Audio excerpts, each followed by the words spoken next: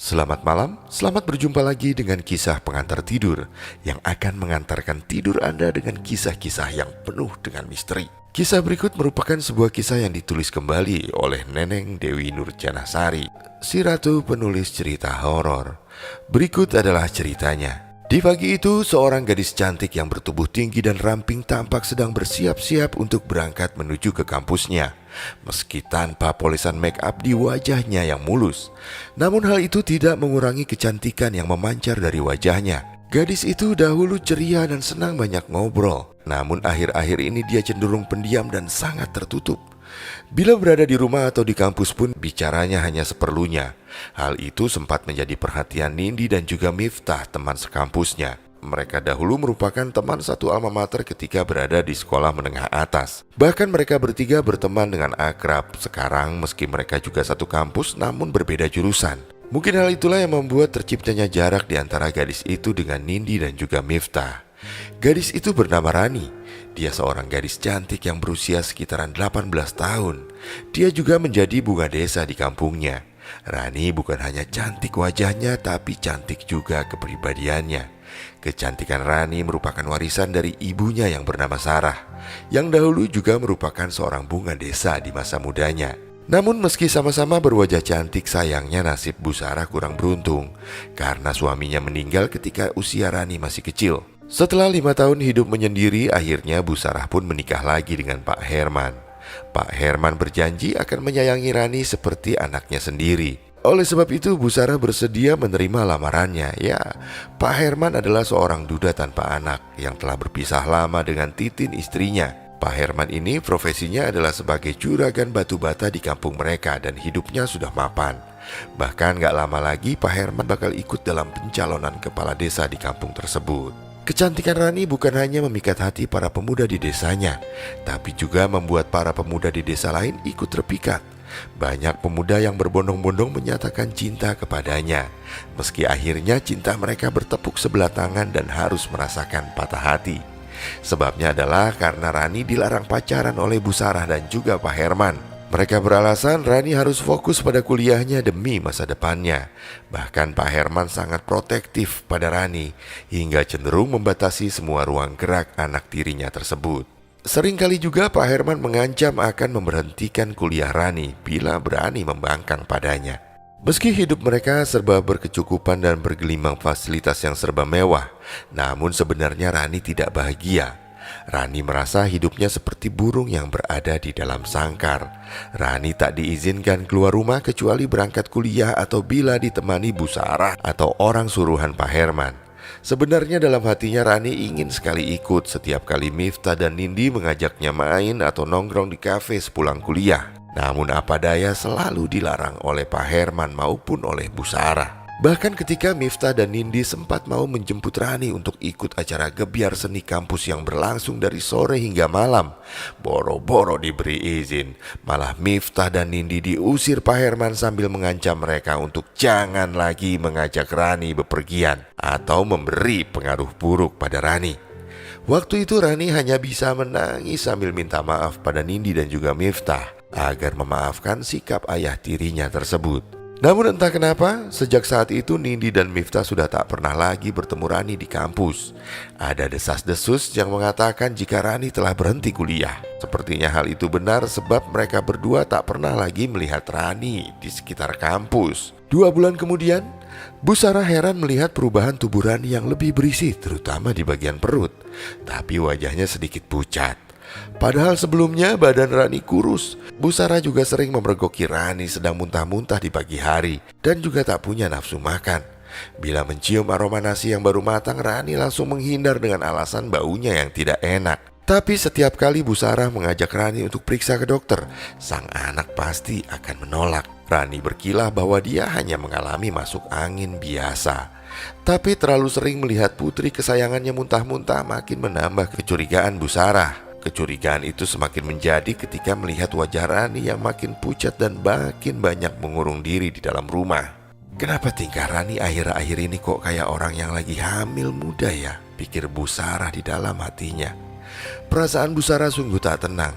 Ibu mana yang tidak khawatir melihat anak gadisnya hamil tanpa suami? Tapi awalnya Bu Sarah mencoba menepis pikiran buruknya itu. Mana mungkin Rani hamil?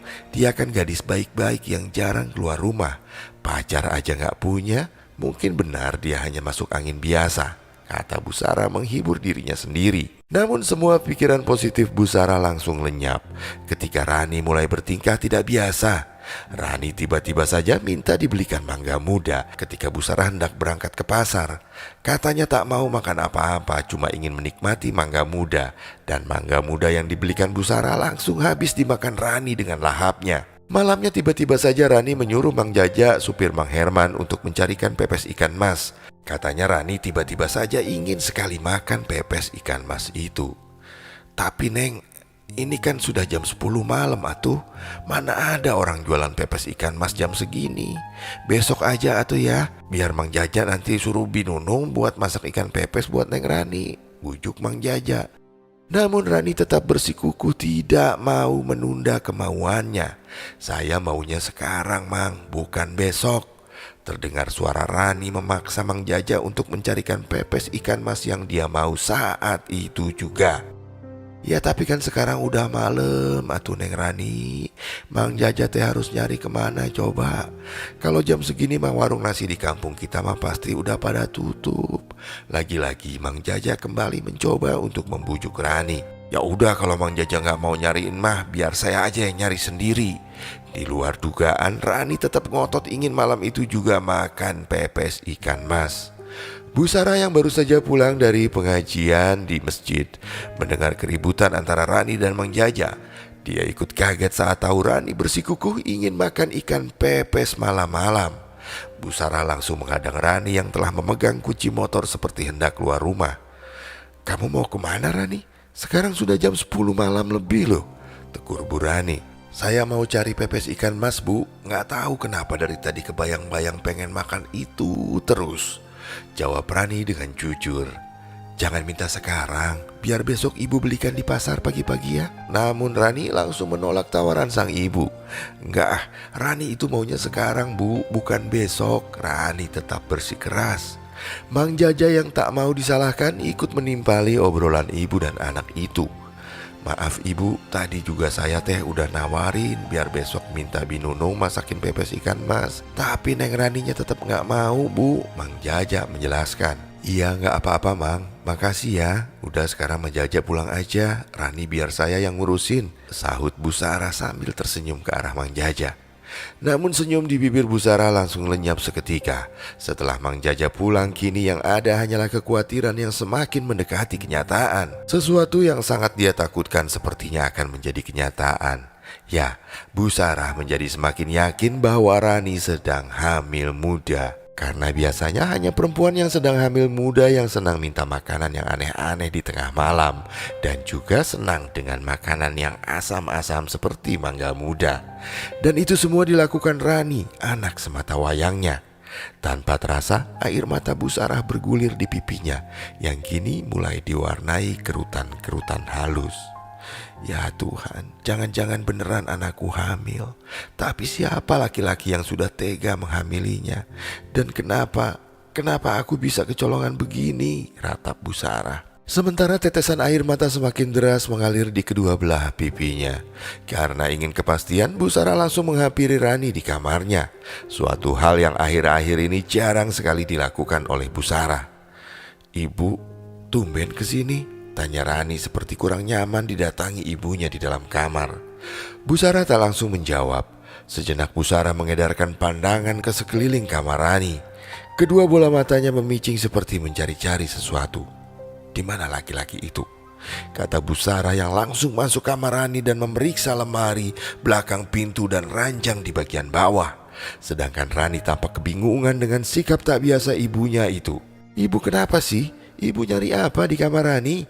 tanya Rani sambil mengikuti langkah kaki ibunya. Tepat setelah Rani berdiri di belakangnya, Bu Sarah memutar tubuhnya yang kini menghadap ke arah Rani.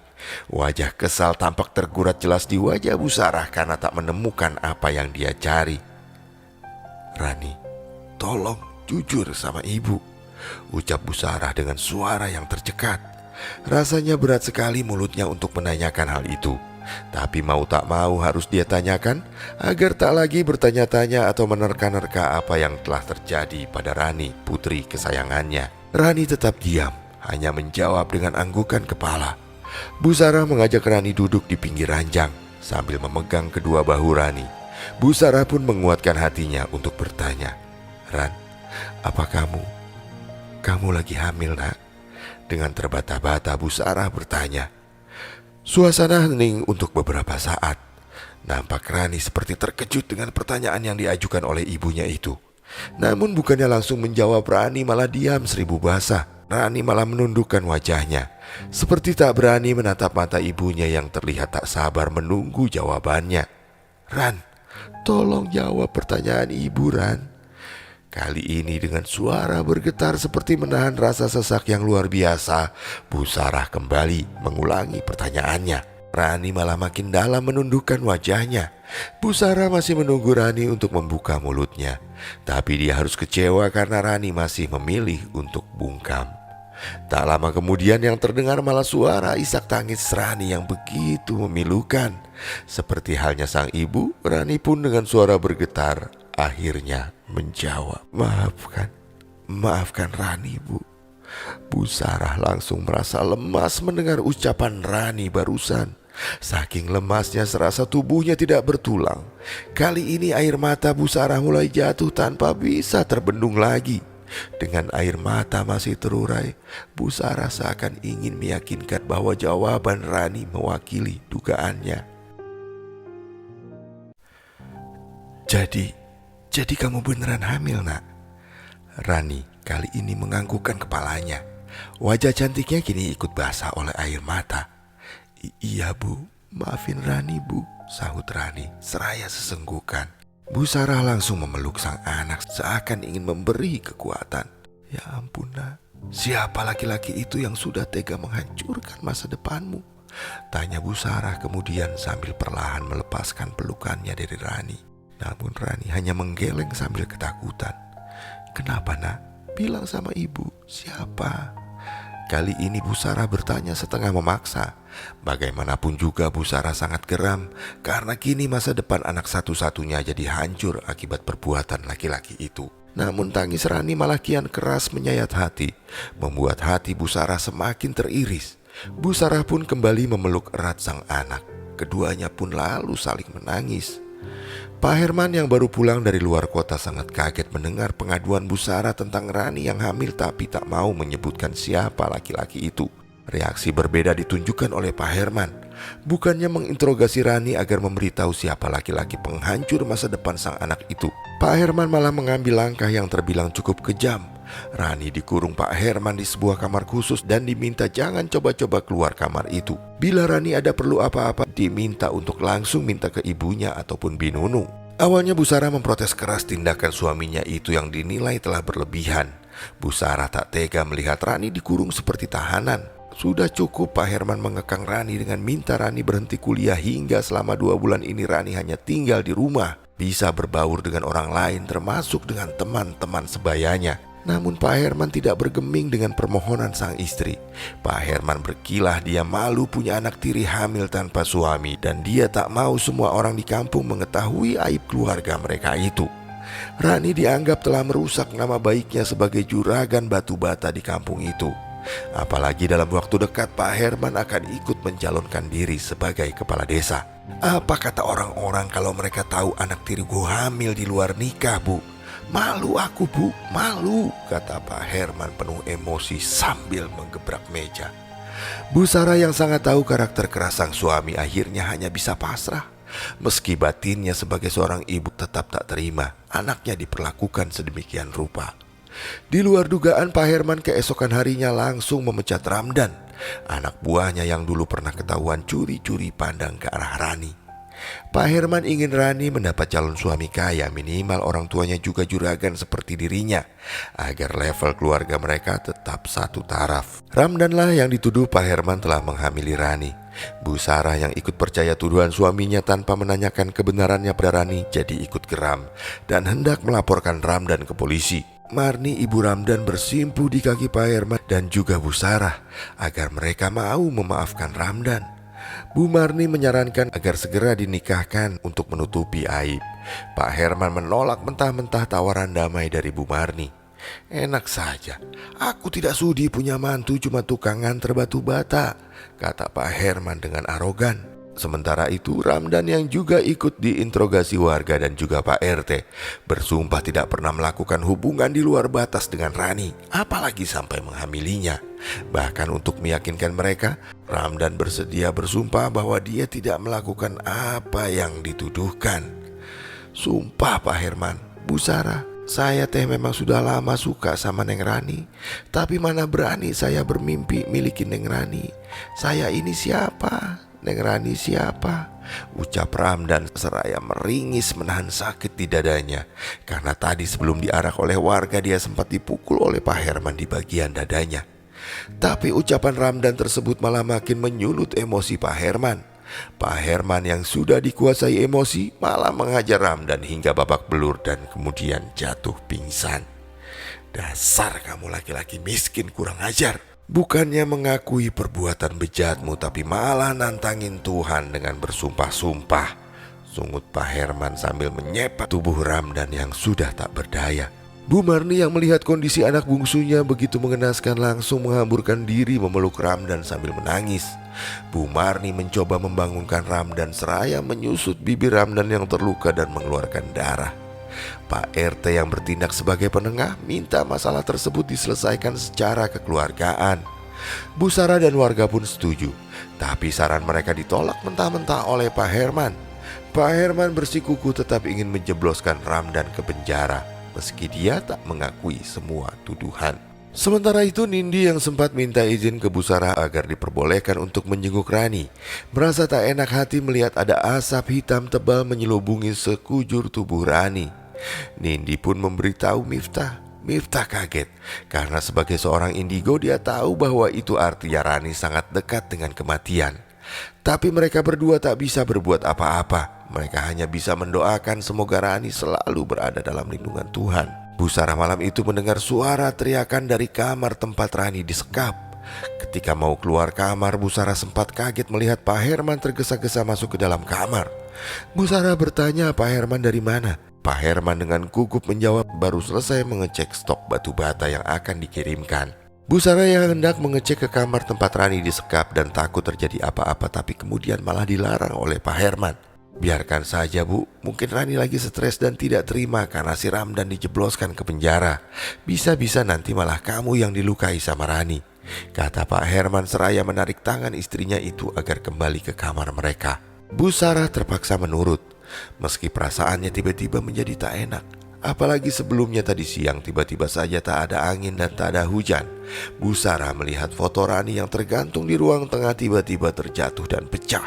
Belum lagi Bu Sarah mendapatkan firasat buruk karena semalam dia mimpi bahwa gigi bawahnya copot. Bu Sarah tahu betul bahwa mitosnya hal itu adalah pertanda akan ada orang terdekat yang akan meninggal dunia.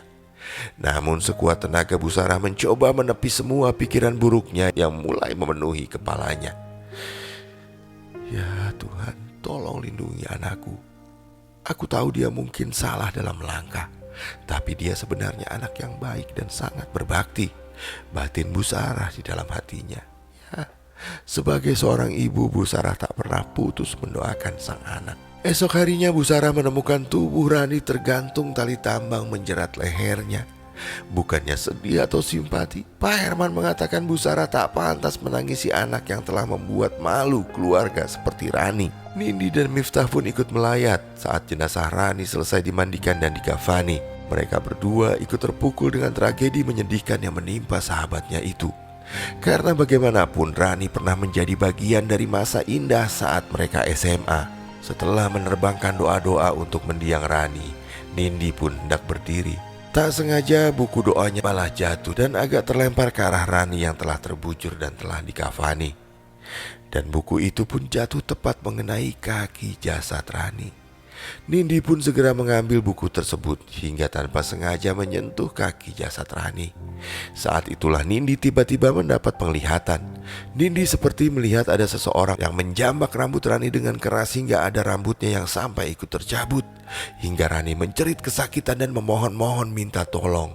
lalu semuanya menjadi gelap. Nindi memegangi kepalanya yang tiba-tiba berdenyut sakit. Ya, setiap kali mendapatkan penglihatan akan sebuah kejadian, baik kejadian di masa lalu maupun kejadian di masa yang akan datang, pasti Nindi akan merasakan sakit kepala yang luar biasa hebatnya. Sedangkan Miftah yang dari tadi telah selesai membacakan doa tanpa sengaja menemukan sobekan-sobekan kertas mirip diari di kamar khusus Rani. Tapi anehnya tulisannya sama sekali tak bisa dibaca karena berupa sobekan-sobekan kertas. Miftah pun kemudian mengajak Nindi mencari diari tersebut sebagai sebuah barang bukti. Meski dugaan polisi Rani melakukan bunuh diri, tapi Miftah yakin Rani dibunuh. Sebabnya, Miftah sempat mendengar orang yang memandikan jenazah Rani mengatakan mereka melihat ada luka memar seperti bekas cengkeraman di bahu Rani. Saat pemakaman Rani, Nindi dan Miftah bergidik ngeri melihat sosok Rani tiba-tiba berdiri di belakang tubuh Pak Herman. Tapi wajahnya sangat tampak marah. Kata Miftah, mungkin Rani marah karena Pak Herman melarang Rani berhubungan dengan Ramdan. Meski Miftah juga merasa tak yakin antara Rani dan Ramdan memang ada hubungan spesial. Apalagi Miftah cukup mengenal Ramdan yang masih sebagai tetangganya. Ramdan pemuda baik yang taat beragama dan sering bertemu dengannya di masjid ketika sholat berjamaah. Makanya Miftah merasa tak percaya jika Ramdan yang dikenal taat beribadah itu mana mungkin bisa sejauh itu berbuat dengan menghamili Rani, anak majikannya. Saat Bu Sarah masih berduka ditinggalkan putri satu-satunya dengan cara tragis, Pak Herman malah sibuk menghasut warga agar mengusir Ramdan dari kampung. Sepertinya Pak Herman masih kecewa karena tempo hari pihak kepolisian tidak langsung menahan Ramdan. Saya yakin si Ramdanlah yang sudah bikin Rani stres dan lalu bikin dia nekat bunuh diri. Benar-benar kurang ajar anak itu. Harusnya waktu itu pihak kepolisian langsung penjarakan dia. Ini malah harus menunggu hasil penyelidikan segala.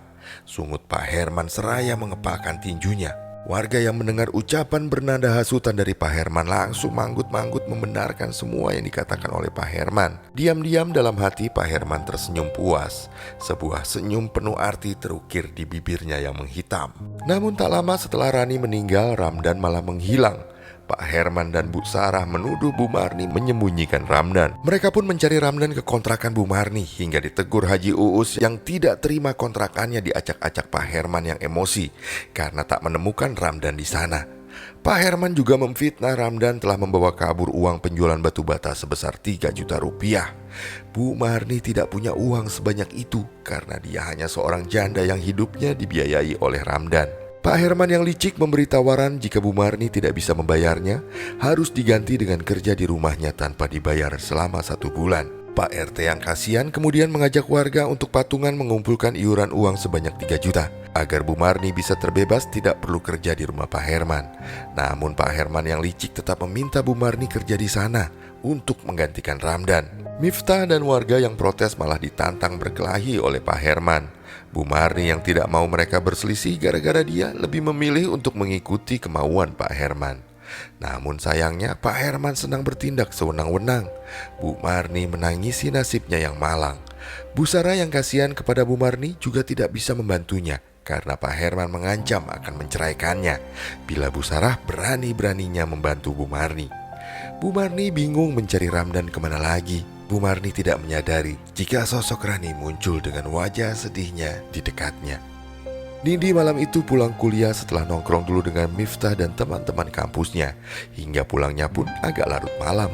Ketika melewati sebuah pohon waru yang tak jauh dari rumah Bu Sarah, tiba-tiba Nindi melihat ada sebuah diari tergeletak tak jauh dari tempatnya berjalan.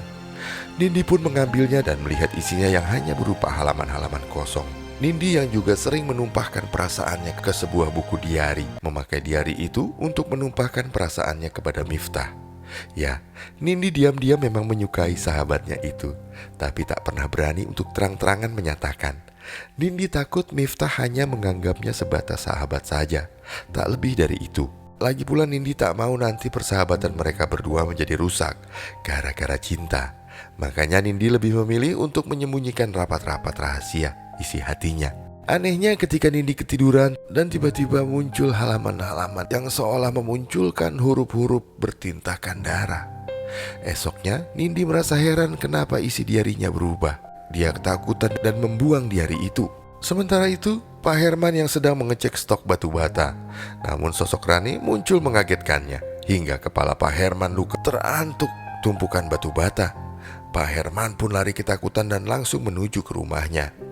Pak Herman yang mata keranjang tertarik pada paras cantik Binunung dan menggodanya ketika Binunung sedang masak. Tapi kemudian ditolak mentah-mentah oleh Binunung. Pak Herman mengancam akan memecat Binunung dan menyebarkan berita bahwa Binunung senang menggodanya. Lalu Pak Herman memaksa Binunung agar mau menjadi selingkuhannya. Namun saat Pak Herman hendak memeluk Binunung, tiba-tiba dia bergidik ngeri saat melihat sosok Rani ada di belakang Binunung. Nyali Pak Herman semakin ciut saat sosok Rani memandangnya tajam penuh kebencian. Tak patah arang, Pak Herman masih penasaran dengan Binunung, tak peduli meski sudah ditolak mentah-mentah. Malamnya Pak Herman mengendap-endap ke kamar Binunung. Pintunya tidak dikunci karena Binunung sedang sibuk menyetrika. Pak Herman kemudian nekat hendak mendekap Binunung dari belakang. Tapi kemudian kembali muncul sosok Rani. Sosok Rani mengangkat tangannya. Tiba-tiba saja sebuah batu bata melayang ke wajah dan tubuh Pak Herman. Pak Herman ketakutan dan kembali lari tunggang langgang. Ketika ditanya oleh Bu Sarah mengenai luka di kepalanya, Pak Herman mengatakan Binunung telah menggodanya dan dia berusaha menghindar dan terantuk batu bata di kepalanya. Bu Sarah merasa cemburu, lalu dia malah melabrak Binunung. Tapi kemudian dilerai oleh Bu Marni. Pak Herman balik memarahi Bu Marni. Miftah dan Nindi kebetulan lewat di dekat sana. Pak Herman hendak menampar Bu Marni, tapi kemudian ditepis tangannya oleh Nindi. "Jangan kasar begitu Pak pada Bu Marni," tegur Nindi geram. Tiba-tiba saja saat tangannya bersentuhan dengan Pak Herman, Nindi mendapat penglihatan seperti melihat ada sebuah tangan merobek-robek buku kecil mirip sebuah diari. Dan tiba-tiba sosok Rani muncul. "Tolong kamu temukan diariku, Nin," katanya dengan wajah sendu. Nindi pun jadi teringat dengan diari yang dia pernah temukan. Lalu Nindi pulang untuk mengambil diari tersebut karena hendak dia perlihatkan kepada Bu Sarah dan juga Miftah. Bu Sarah pun kaget karena melihat ada sobekan kertas diari di kasurnya. Disusul kemudian dengan sosok Rani muncul minta tolong sambil menangis. "Bu, tolong Rani, Bu," rintih sosok Rani. "Darah Bu Rani terkesiap. Rani, Rani anakku," ucapnya dengan suara bergetar. "Tolong Rani, Bu." Kembali sosok Rani mengulang perkataan yang sama. "Apa yang bisa ibu bantu, Nak?" jawab Bu Sarah sambil menahan rasa takut yang mulai menyergapnya. Betapa tidak, sosok Rani terlihat begitu menakutkan. Ada luka jeratan di lehernya dan wajahnya yang sepucat kapas makin terlihat seram ditambah lingkaran hitam yang ada di sekitar kedua bola matanya. "Tolong cari pembunuh Rani, Bu," saut sosok Rani. Lalu sosoknya tiba-tiba menghilang. Sosok tersebut seperti ditiup angin ketika suara azan berkumandang dari masjid di sekitar rumah Bu Sarah. Bu Sarah yang ketakutan malah pingsan di depan kamarnya. Esok harinya Bu Sarah menceritakan kejadian semalam kepada Pak Herman tentang curhatan Rani yang minta dicarikan pembunuhnya. Tapi Pak Herman bilang bahwa Bu Sarah hanya mengalami halusinasi. "Kamu jangan mengada-ada, Bu. Anakmu itu sudah tenang di alam sana.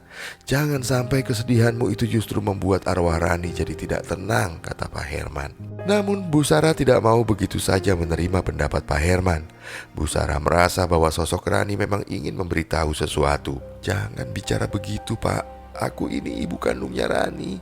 Aku yakin sekali tadi malam memang arwah Rani yang datang menemuiku," ucap Bu Sarah yang merasa kesal karena tak dipercaya oleh Pak Herman. Pak Herman malah balik memarahi Bu Sarah. "Ya sudah, terserah kamu sajalah, aku pusing," seru Pak Herman seraya beranjak pergi meninggalkan Bu Sarah yang masih terpaku dengan lamunannya mengenai kejadian semalam. "Kenapa kamu seperti tak tenang, Nak? Apa yang sebenarnya terjadi pada kamu?" geluh Bu Sarah seraya mengambil foto Rani yang terpajang di ruang tamu dan kemudian memeluknya erat sambil menangis. Tak lama kemudian ada angin semilir berhembus. Entah dari mana, seolah-olah angin itu menghampiri Bu Sarah. Ternyata sosok Rani yang kembali muncul. Tapi kali ini sosok Rani sengaja membuat Bu Sarah agar tidak bisa melihat wujudnya. Sosok Rani kemudian memeluk Bu Sarah dari belakang seraya berbisik lirih di telinga Bu Sarah. "Jangan menangis, Bu. Aku akan makin sedih jika melihat ibu menangis seperti ini. Bu Sarah kaget, bulu kuduknya pun langsung merinding. Hingga tanpa sadar, kedua tangannya yang sedang memeluk foto berfigura milik Rani tiba-tiba jatuh ke lantai dan pecah berhamburan. Bu Sarah kaget tersadar dan lalu berjalan ke dapur mengambil sapu. Kemudian dia membersihkan serpihan kaca yang berasal dari pecahan foto berfigura milik Rani itu. Pada saat yang sama, Miftah dan Nindi menemui Bu Sarah untuk menunjukkan diari milik mendiang Rani. Sosok Rani tiba-tiba muncul dan masuk ke tubuh Bu Marni. Dia menunjuk-nunjuk ke arah gudang. Nindi, Miftah dan Bu Sarah kaget ketika di gudang mereka menemukan Ramdan yang berada dalam kondisi sangat lemas. Bu Sarah menangis haru melihat diari milik Rani. Saat Nindi kembali memegang diari tersebut, anehnya muncul robekan-robekan kertas dari diari itu. Dan entah dari mana asalnya kemudian membentuk sebuah diari utuh. Hingga Nindi, Miftah dan Bu Sarah bisa membaca semua isinya. Dari situlah terkuak jika Pak Herman lah yang telah menggagahi dan menghamili Rani. Rani tidak berani bercerita pada siapapun termasuk kepada ibunya, karena Pak Herman mengancam akan membunuh Bu Sarah. Selama Rani dilecehkan oleh Pak Herman, dia hanya bisa mencurahkan semua isi hatinya lewat diari miliknya itu. Ramdan pun bersaksi telah disekap oleh Pak Herman di gudang miliknya. Mulutnya dilakban, kedua kakinya diikat gara-gara pernah memergoki Pak Herman yang kembali hendak menggagahi Rani. Ketika Pak Herman hendak memukul Ramdan dengan kursi, Rani coba menghalangi hingga mengenai dadanya. Rani pun jatuh terjengkang pingsan.